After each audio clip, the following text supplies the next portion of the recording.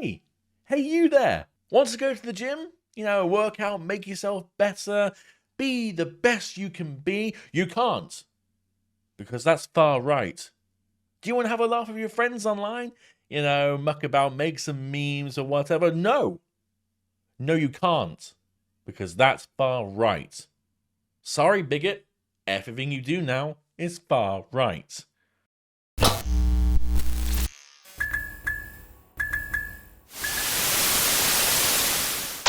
How many times have we heard a headline like this? This thing causes far-right opinions, or thinking this is a symptom of the far right.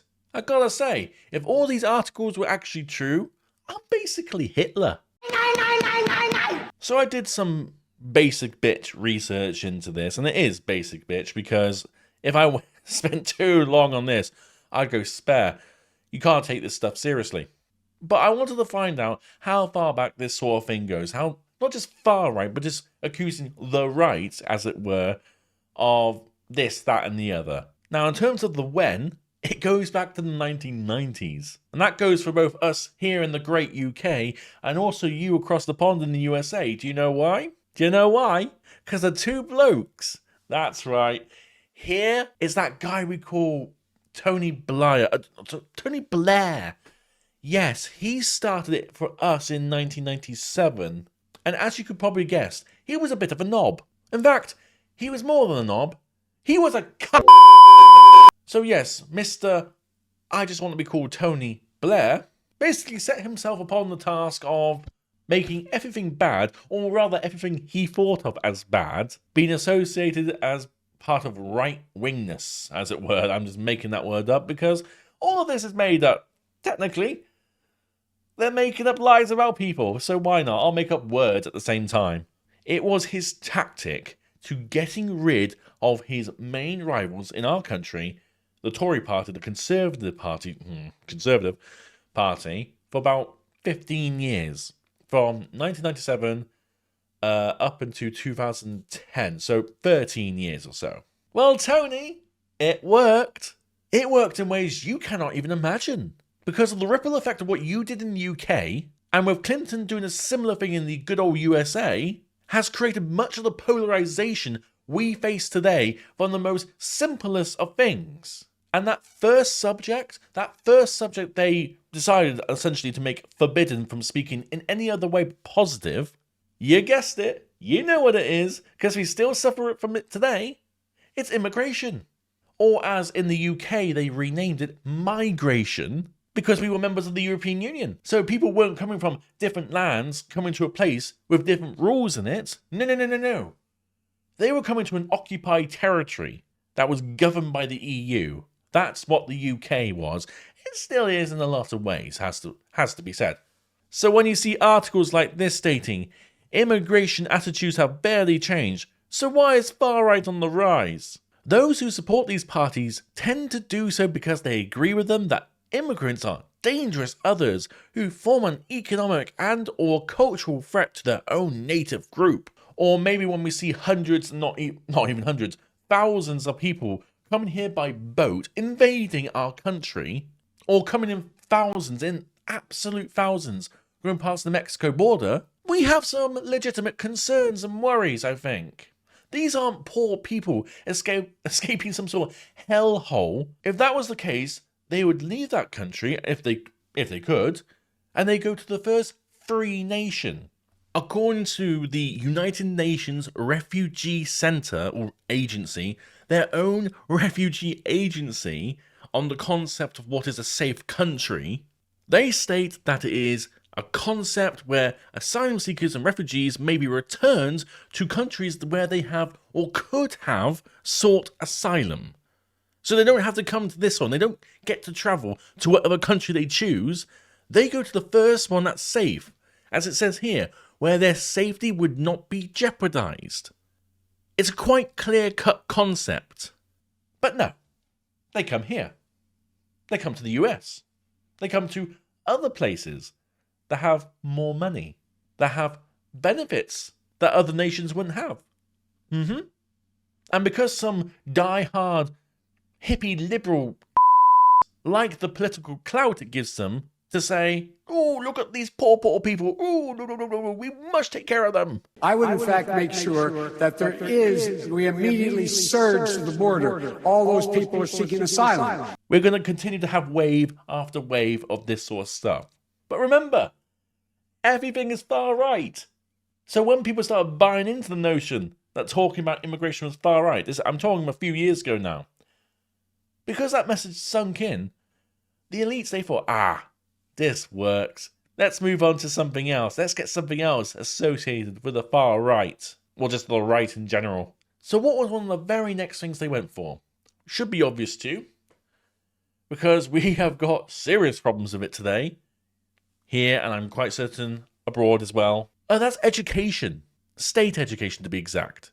The European Union produced a guide for teachers to spot right-wing extremist views and how to combat them. So check this out.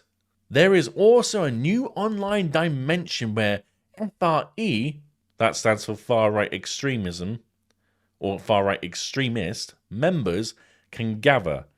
Websites, forums, social media, and message boards are functioning as breeding grounds where recruiters can target youngsters by hashtags, memes, hate posts, guerrilla strategies, and algorithms. Online multiplayer games and their chat rooms have also become a place for recruitment. Some social media platforms are first built around issues that attract popular support, such as animal cruelty or child abuse, after which more openly xenophobic messages are spread. Memes, my good man, are now a far-right weapon. With memes, we will take over the world. Nope. No, they won't. You know what memes are, though?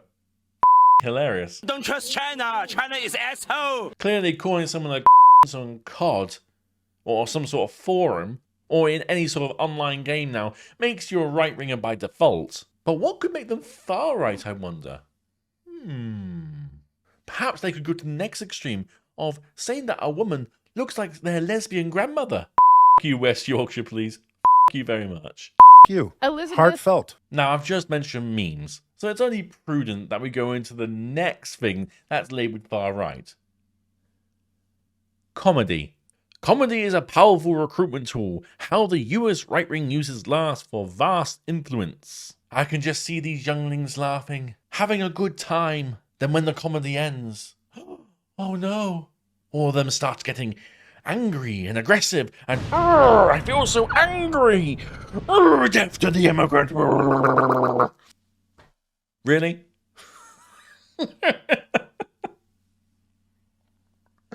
Oh, get me off this timeline. What is our world coming to? Screw it. What else did this article say? What first breaks through as a joke may well show up later as part of political platform, they write.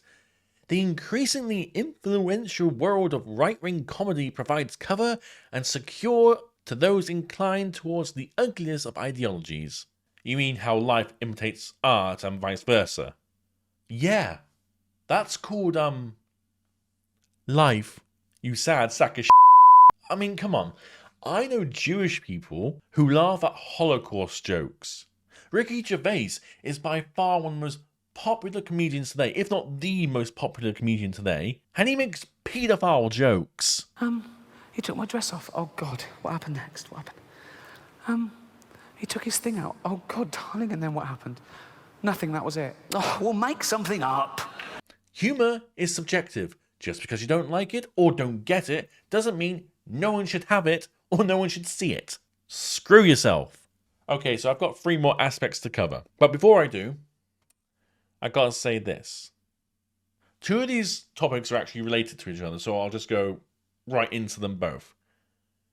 The other one is a lot more sensitive and a lot more serious, okay?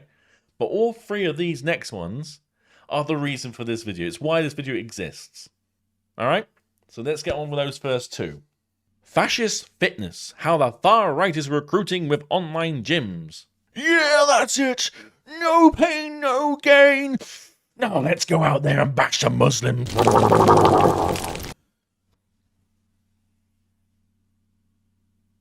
I can't deal with these people.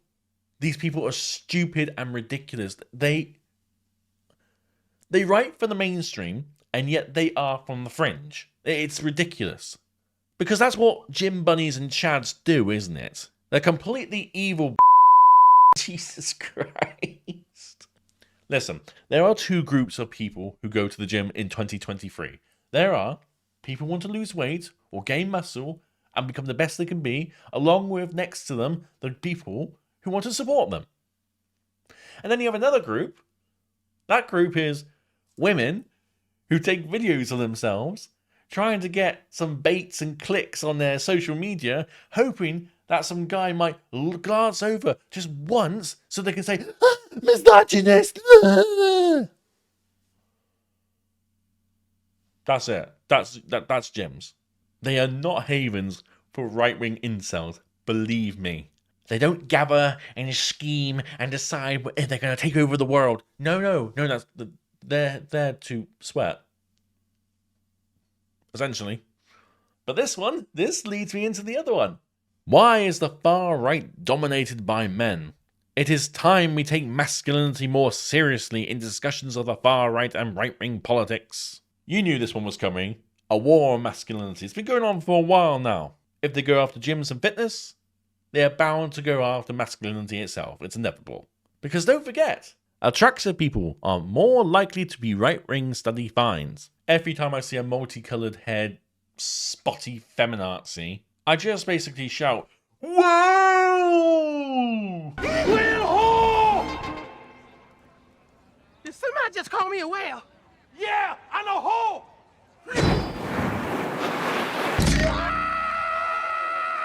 Because that's what they are.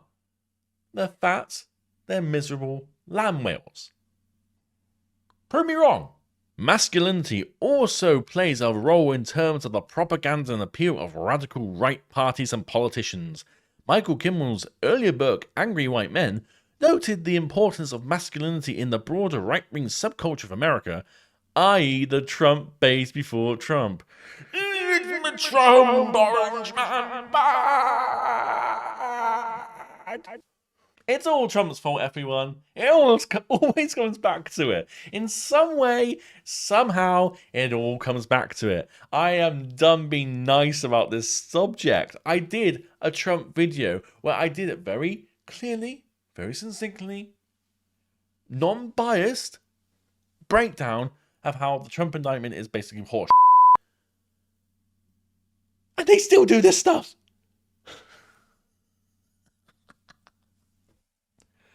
This didn't start in 2016. No, the concept of smearing your political opponent is something as old as politics itself.